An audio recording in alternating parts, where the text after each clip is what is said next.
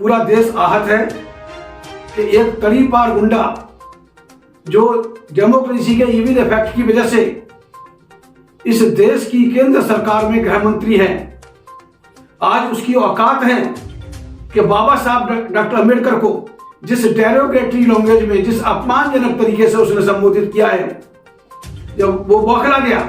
ये आरएसएस की बौखलाहट है, ये बीजेपी की बौखलाहट है, ये सवर्ण हिंदुओं की बौखलाहट है। वो तड़ीपार गुंडा पार्लियामेंट के अंदर कहता है कि क्या आप अम्बेडकर अम्बेडकर अम्बेडकर अम्बेडकर लगा रखी है।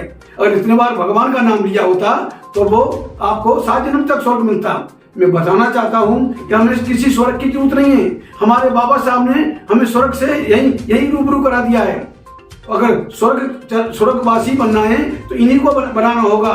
और जिस तरह से अगर बाबा साहब का अपमान हुआ है, जिनकी वजह से हम आगे बढ़े हैं, हमें इस देश में सम्मानजनक स्थान मिला है। हालांकि जो हालात ज्यादा नहीं बदले हैं, लेकिन बाबा साहब की मेहरबानी से हमने इस जन्म में भी स्वर्ग जैसा महसूस किया है। अगर हमारे बाप के बाप बाबा साहब का अपमान होता है तो ये लानत है हमारे ऊपर, ये लानत है हमारी जिंदगी पे। इसलिए ये मेरे दलित आदिवासी पिछड़े भाइयों और मेरे समस्त देश, मेरे प्यारे देशवासियों, मैं आपसे अपील करता हूं कि बाबा साहब डॉक्टर अम्बेडकर को अपमानजनक तरीके से संबोधित करने वाले आतंकवादी तड़ीपार सरकारी गुंडा अमित शाह अगर आपको कहीं मिले तो उसको जूते मारते हुए स्वर्ग तक पहुंचाएं, उसके स्वर्ग का रास्ता दिखाएं। एक बार फिर मैं इस बात को दोहराना चाहूंगा कि ये मेरे प्यारे देशवासियों, मेरे प्यारे दलित आदिवासी पिछड़े भाइयों, अगर बाबा साहब डॉक्टर अम्बेडकर वो अपमानजनक तरीके से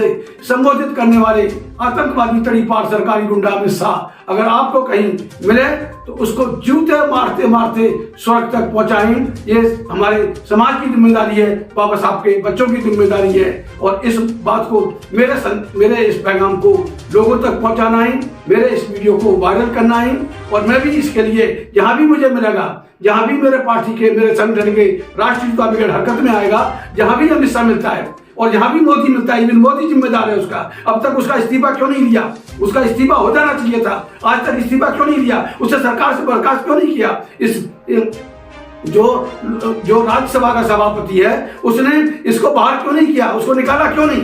मैं राष्ट्रपति महोदया से भी अपील करूंगा कि ऐसे इस सरकारी गुंडे अमित शाह को, वो सरकार में रहने लायक नहीं है, उसे सरकार से बाहर किया जाए, इस मोदी सरकार को बर्खास्त किया जाए। ये बाबा साहब का अपमान है और इससे पूरे देश की भावना, पूरे देश और दुनिया के अम्बेडकरवादियों की भावना आहत हुई है। इसलिए मेरी अपील है कि हमें स्वर्ग की लालसा नहीं है, हमें स्वर्ग नहीं चाहिए। अगर इन सवर्ण हिंदुओं को स्वर्ग चाहिए और खासकर इस सरकारी तड़ीपार गुंडे को अगर स्वर्ग की ख्वाहिश है तो उस ख्वाहिश को मेरा समाज इसको पूरा करेगा। इसको जूते मारते हुए जहां भी दिखाई देता है, चाहे कहीं मंच पर दिखाई दे, चाहे कहीं वैसे दिखाई दे, जूते से इसका स्वागत होना चाहिए और इसको जूते मारते मारते इसको स्वर्ग पहुंचाना चाहिए। यही मेरी आपकी अपील है। और इस अपील मेरी अपील ही नहीं है, मैं पूरे दल बल के साथ मेरी भी यही कोशिश रहेगी कि जहां भी ये तड़ीपार गुंडा मिलेगा, हम लोग भी इसको जूते मारते मारते स्वर्ग पहुंचाएंगे। बस मेरी यही आपसे अपील है। धन्यवाद।